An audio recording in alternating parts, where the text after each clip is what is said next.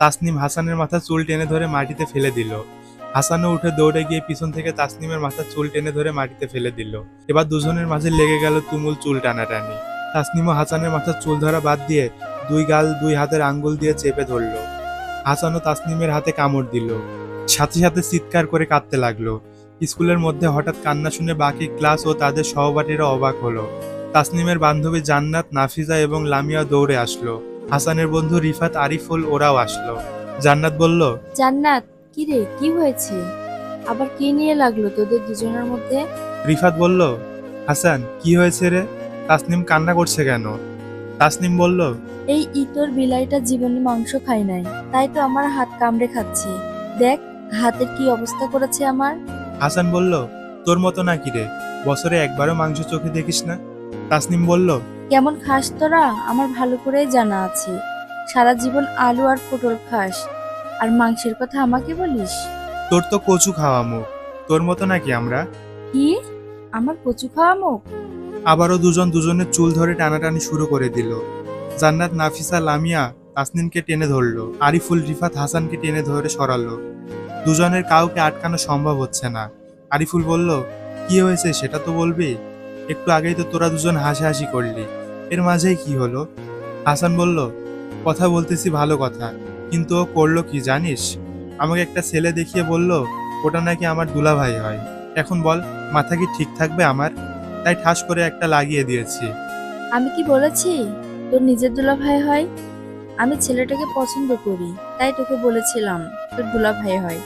লামিয়া বলল, এই সামান্য কথা নিয়ে তোমরা দুজন এইভাবে স্কুলের মধ্যে মারামারি করবে? নাফিসা বলল, আর হাসান কোনো কথা না বুঝে শুনে তাসলিমকে তোর মারা ঠিক হয়নি, বুঝলি? হাসানের বন্ধু রিফাত বলল, কথা যদি বুঝিয়ে বলতো হাসানকে তাহলে এরকম হতো না। তাসনিম বলল, দেখেছিস সামনের সব দাঁত হাতে বসে গেছে, দেখ দেখ রক্ত বের হচ্ছে। কুকুর একটা, কোনোদিন মাংস খায়নি। হাসান বলল, দেখ এবার কিন্তু সত্যি সত্যি কামড় দিয়ে মাংস তুলে নেব তোর। তাসনিম বলল, আয় না এবার তোর কি হাল করি আমি। এটা তাদের প্রতিদিনের ঝগড়া। সামান্য ছোট ছোট বিষয়ে তাদের দুজনের মাঝে ঝগড়া লেগেই থাকে। একটু পরে আবার দুজন এক হয়, কেউ বুঝতেই পারে না ওরা একটু আগে ঝগড়া করেছে। আরিফুল বলল, শোন, আর 1 মাস পর আমাদের বিদায়, তাই এরপর আর কোনো ঝগড়া করব না। জান্নাত বলল, হ্যাঁ তাই তো, সামনে আমাদের এসএসসি পরীক্ষা, সুতরাং এরপর কোনো ঝগড়া নয়। রিফাত বলল, এসএসসির পর কে কোথায় যায় বলা মুশকিল, তাই সবাই সবাইকে সম্মান করব, সবাই সবাইকে সাহায্য করব, ঠিক আছে? হাসান বলল, ঠিক আছে, আমি রাজি, কিন্তু ওকে বলে দে কোনো শয়তানি কোনো ঝগড়া লাগা কথা যেন আমার সাথে না বলে। তাসনিম বলল, ওকেও বলে দে আমার কোনো কাজে যেন বাধা হয়ে না দাঁড়ায়। নাফিজা বলল, হইছে, এবার ক্লাসে চল, স্যার আসতেছে। ক্লাসে ঢুকে তাসনিম মনে মনে শয়তানি বুদ্ধি করা শুরু করে দিল, কি করে হাসানকে ক্লাসের মধ্যে কান ধরিয়ে রাখা যায়। তাসনিম একটা কাগজে শয়তান বেডা লিখে হাসানের দিকে ছুঁড়ে মারল। হাসানও তাসনিমের গায়ে কাগজে পেতনি ভূতের বউ এসব লিখে ঢিল মারল। তাসনিম সাথে সাথে সেটা তার ক্লাসের স্যারকে দিয়ে দিল।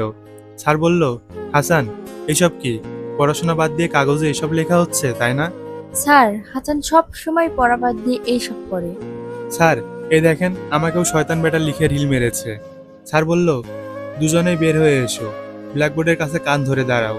যতক্ষণ পর্যন্ত ক্লাস চলবে ততক্ষণ কান ধরে দাঁড়িয়ে থাকবে, এটাই তোমাদের দুজনের শাস্তি। তাসনিম মনে মনে হাসানকে ফাঁসাতে গিয়ে সে নিজেও ফেসে গেল। দুজনেই কান ধরে দাঁড়িয়ে থাকলো, দুজনেই দুজনকে মুখ ভেঙাচ্ছে। হাসান ফিসফিস করে বলল, শালি, তোর জন্য আজকে ক্লাসে কান ধরে দাঁড়িয়ে থাকা লাগলো। শালা, তোর জন্য আমাকে কান ধরে থাকতে হচ্ছে, নিজে একা মরবি, আমাকে কেন সাথে নিবি? আমাকে ফাঁসাবি আর তোকে ছেড়ে দিব? যতক্ষণ স্যার ক্লাস করিয়েছে ততক্ষণ পর্যন্ত দুজনে কান ধরেছিল। ক্লাস শেষ করে স্যার যাওয়ার পর দুজনে দুজনকে ভেঙচি কেটে নিজের জায়গায় বসলো। স্কুল ছুটি হলো, সবাই একসাথে যাওয়া শুরু করলো। কিছু পথ যাওয়ার পর হাসান আর তাসনিম একসাথে যেতে ধরলো। আজকের ঘটনার জন্য সরি আমিও সরি, চল তোকে সামনের দোকান থেকে ফুচকা খাওয়াই। সত্যি তুই আমার অনেক ভালো একটা বন্ধু, এই জন্যই তোকে আমার এত ভালো লাগে। হয়েছে, আর পাম দিতে হবে না। দুজন দুজনকে ফুচকা খাইয়ে দিল। কে বলবে একটু আগে দুজনে স্কুলে মারামারি, চুল ধরে টানাটানি, ক্লাসে কান ধরে দাঁড়িয়েছিল। হাসান ফুচকার বিল দিয়ে তাসনিম সহ বাড়ির পথে রওনা হলো। তাসনিন ওর বোনের শ্বশুর বাড়িতে থেকে পড়াশোনা করে। তাসনিনের বাবা সরকারি চাকরি করে। চাকরির সুবাদে নানান জায়গায় বদলি হতে হয় ওনাকে। তাই তো তাসনিনের পড়াশোনার যাতে কোনো ক্ষতি না হয়, তাই তো বড় মেয়ে শ্বশুর বাড়িতে থেকে পড়াশোনা করাই তাসনিনকে। হাসান বলল, এই যে তোর বোনের বাড়ি এসে গেছি, তাহলে তুই যা, আমি বাড়ি যাই। ঠিক আছে, সাবধানে যাবি, বুঝলি তুই?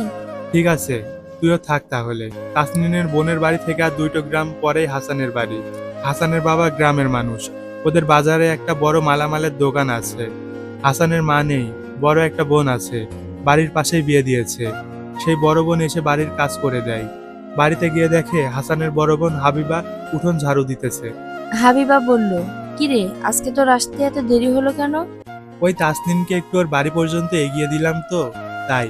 এদিকে কত কাজ পড়ে আছে, সেদিকে তোর কোনো খেয়াল নাই, আর তুই তাসনিমকে এগিয়ে দিয়ে তারপর আসলি?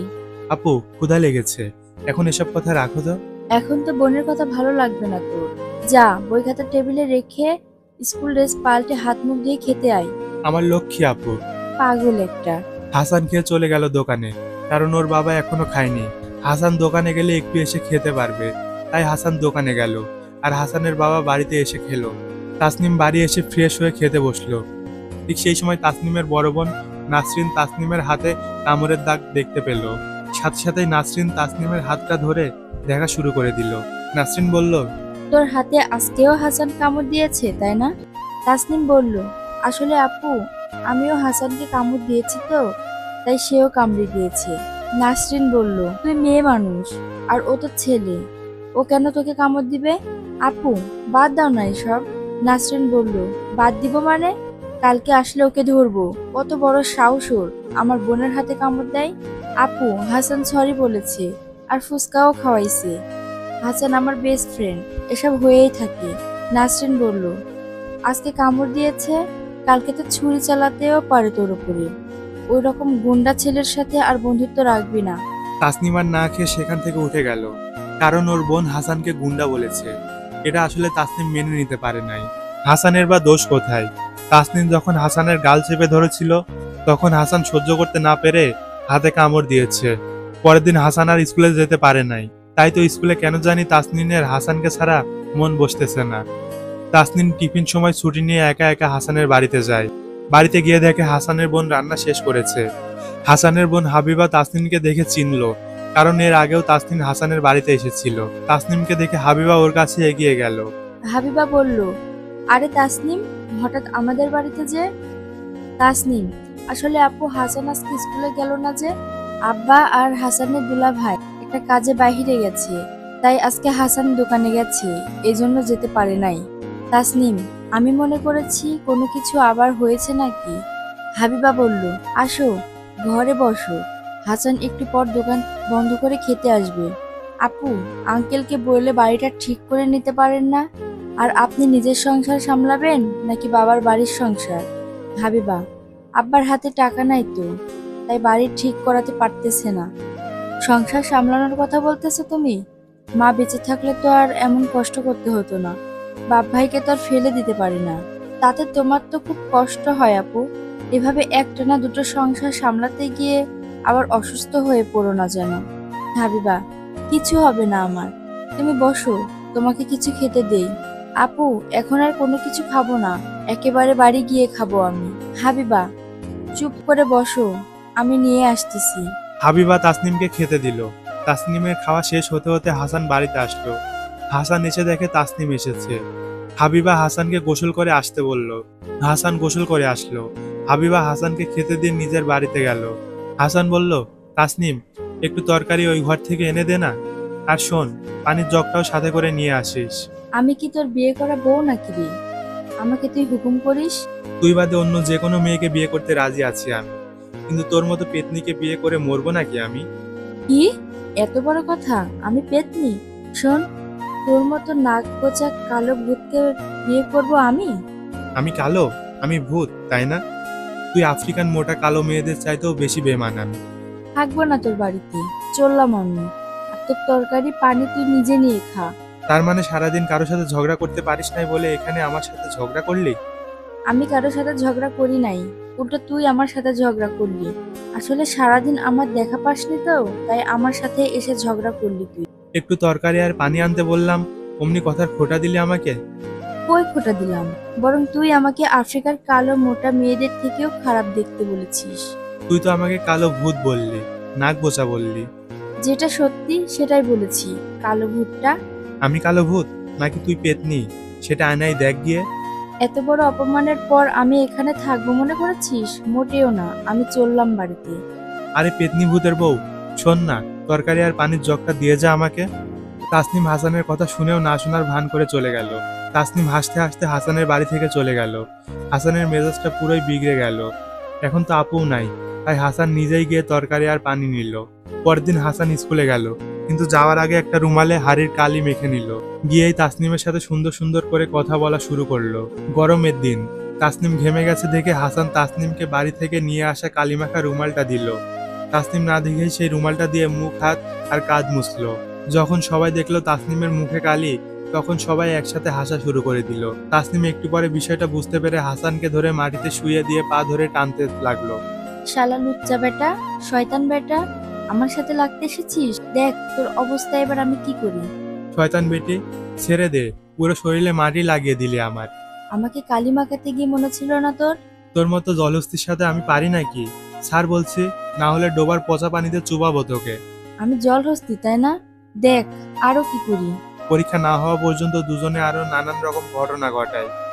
দুজনকে বারবার বোঝানোর পরেও তারা এরকম ঘটনা ঘটায়। প্রতিদিন কিছু না কিছু নিয়ে দুজনের লাগবেই। বই খাতা কলম পড়াশোনা প্রাইভেট সব জায়গায় কেউ কাউকে ছাড়বে না। তবুও তারা একসাথে পরীক্ষা দিল। দুজনেই পরীক্ষার রেজাল্টের জন্য অপেক্ষা করে। দুজনেই ভালো রেজাল্ট করে, কিন্তু বিপত্তি বাদে পড়ে। যখন তাসনিম